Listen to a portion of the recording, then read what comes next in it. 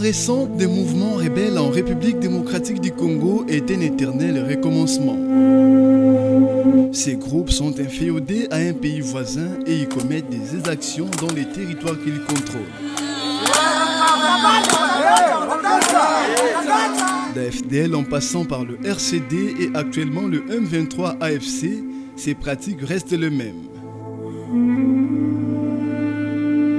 Sous couvert de revendications politico-identitaires, ces mouvements pillent les pays et martyrisent les populations.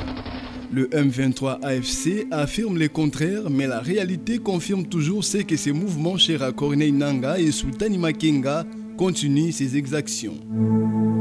Le dernier fait en date se déroule dans la ville de Bukavu, chef-lieu de la province du Sud Kivu, que le M23 AFC contrôle depuis la mi-février 2025.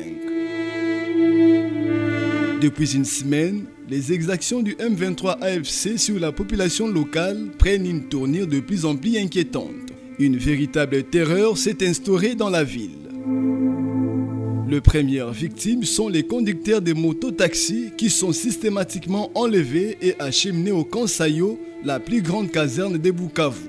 Basés dans ces camps, des militaires rwandais issus de la RDF qui constituent l'essentiel des hommes du M23 AFC impose aux conducteurs de motos un entraînement militaire accéléré. Lors de cette formation, ils apprennent le maniement des armes, la conduite des véhicules et d'engins militaires. En peu de temps, ces conducteurs se retrouvent transformés en chair à canon au service du M23 AFC. Le mouvement rebelle ne se limite pas à la mobilisation des conducteurs de motos. Il oblige désormais chaque famille ayant au moins 2 garçons, mineurs ou non, à en donner un pour l'embrigader dans ses rangs.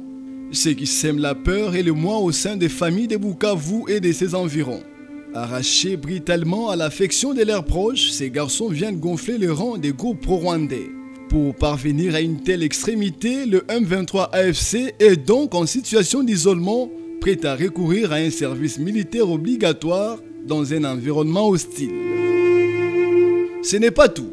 Le militaire rwandais fouille également les pharmacies de Bukavu à la recherche de médicaments. Au motif d'une date de péremption imminente, il dérobe des produits pharmaceutiques dans les officines. Pourtant, ce médicament leur serait utile pour soigner leurs blessés. Si un pharmacien refuse de leur céder ces produits, il doit payer entre 100 et 200 $ américains. Il semble que le paiement de cette somme suffise à rendre ces médicaments utilisables.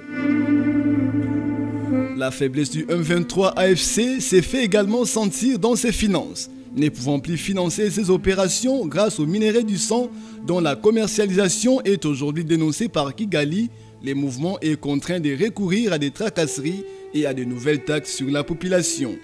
Ainsi, ils exigent désormais une taxe de location. Ils parcourent les maisons pour réclamer 10 $ américains par locataire à chaque propriétaire.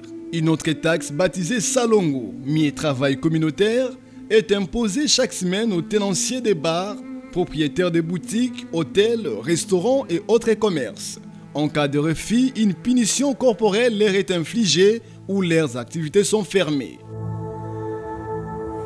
Si le M23 AFC persiste à vouloir rester à Bukavu jusqu'au retour du Christ, comme le répètent les militaires rwandais auprès des chefs des quartiers du Sud Kivu, il ne doit pas oublier que Bukavu et ses habitants ne se laisseront pas faire. Debout Congolais.